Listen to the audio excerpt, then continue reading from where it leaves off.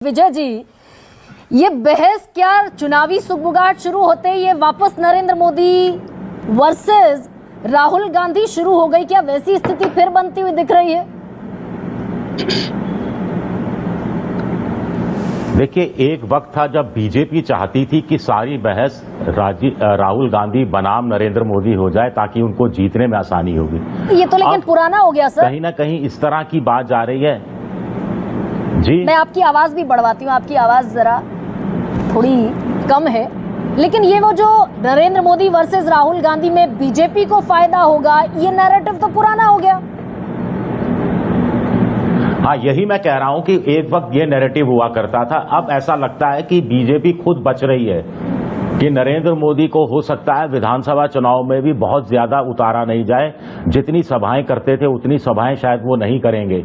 आपको ध्यान होगा कि बीजेपी के जो स्थानीय नेता कई बार इशारों में कहते रहे हैं कि केंद्रीय नेतृत्व आला कमान अपने हिसाब से फैसला करता है, जमीनी सच्चाइयों से रूबरू नहीं रहता है, और ऐसे में स्टेट लेवल के नेताओं को नीति रणनीति बनाने का पूरा मौका दिया जाना चाहिए।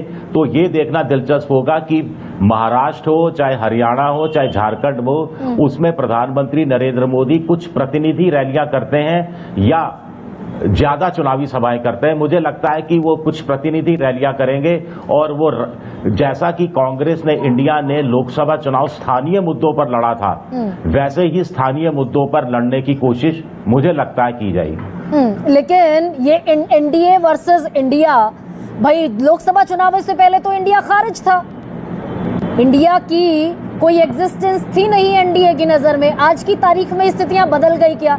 और मैं जम्मू कश्मीर से एक एक करके शुरुआत अगर करूं, जम्मू कश्मीर में पीडीपी प्लस एनसी और प्लस कांग्रेस,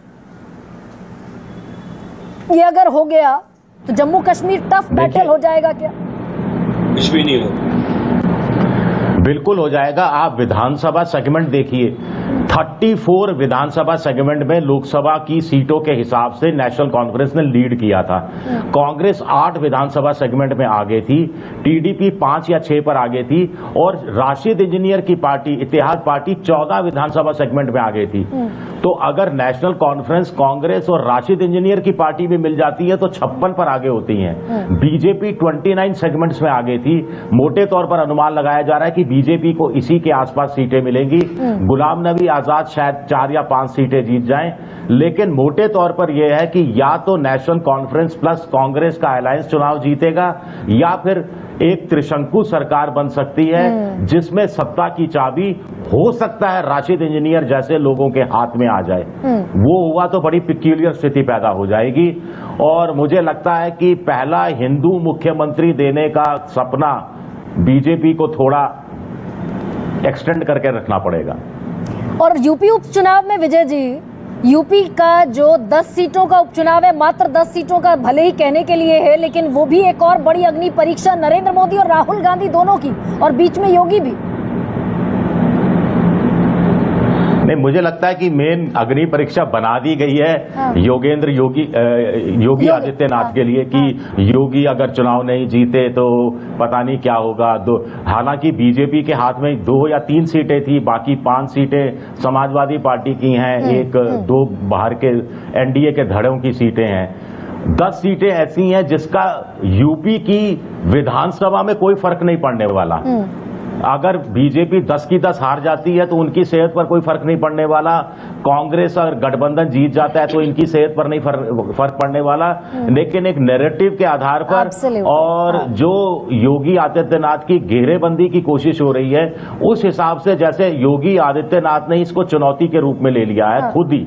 और एनडीए की शिकायतें विजय जी, एनडीए की शिकायतें थोड़ी और बढ़ेंगी क्या?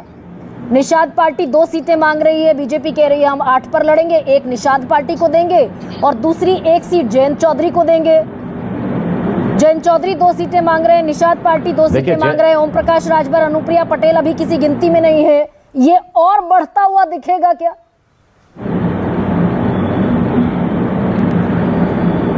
देखिए, जयंत चौधरी के पास 1 सीट जो उनकी थी, जहां पर वो चाह रहे हैं लड़ना, मुझे लगता है वो तो सीट दे दी जाएगी। लेकिन मैं नहीं समझता कि ये इतना बड़ा इश्यू है 10 सीटों का, और जिससे इसमें ज्यादा प्रतिष्ठा योगी आदित्यनाथ ने खुद ही जोड़ ली है। जैसे वो साबित कर देना चाहते हैं 10 सीट जीतकर कि मैं अजय हूं, अब मुझे हटाकर दिखाओ। ये चैलेंज देने की कोशिश कर रहे हैं। तो ये मैं तो कह रही हूं कि भाई सारे इलेक्शन अगर लोकसभा चुनाव के बाद देखे जाएं, क्या इस नजरिए से देखे जाएंगे कि NDA versus India, Narendra Modi versus Rahul Gandhi, या फिर कुछ और इक्वेशन बनती हुई दिख रही? मुझे तो मोटे तौर पर लगता है कि बाईपोलर पॉलिटिक्स है। अभी जो विधानसभा चुनाव हो रहे हैं, आप देखिए हरियाणा के अंदर बीजेपी बनाम कांग्रेस है और कोई तीसरा मोर्चा, चौथा मोर्चा कोई नजर नहीं आता हुआ दिख नहीं रहा।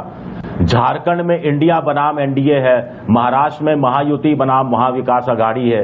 तो कुल मिलाकर अब स्थितियां ऐसी पैदा होती जा रही है कि बाईपोलर चुनाव है और इंडिया में इतना कॉन्फिडेंस आया है कि वो इस कॉन्फिडेंस से कह चुके हैं कि एनडीए का कॉन्फिडेंस या मोदी का कॉन्फिडेंस कम हो गया है। तो इतना बड़ा फर्क लोकसभा चुनाव ने पैदा किया है। तो ये स्थिति न सिर्फ जम्मू कश्मीर में बल्कि महाराष्ट्र में और उत्तर प्रदेश जैसे 2 और बड़े राज्यों में भी है क्या? इस साइकोलॉजिकली डिस्टर्बेंस का मोड है बीजेपी के लिए? देखिए, जो 240 सीटें हमें मिली हैं इस वक्त, पिछली बार इतनी सीटें कांग्रेस पार्टी को 1991 में मिली थी। तो ये क्या साइकोलॉजिकल डिफीट या क्या ये बात करते हैं कि प्रधानमंत्री का कॉन्फिडेंस कम हो गया है? अरे चुनौतियों में हमें आनंद आता है। चुनौतियों जो हैं, अगर प्रधानमंत्री मोदी जी का आप कार्यकाल देखें 2001 से लेकर जब से वो गुजरात के मुख्यमंत्री थे, जितनी बार चुनौतियां आई हैं उतनी बार और परिपक्व होकर और मजबूत होकर उभरे हैं। तो ये एक छोटा सा फेज है, बहुत जल्द जो है आप देखेंगे एक नए रूप में उनको।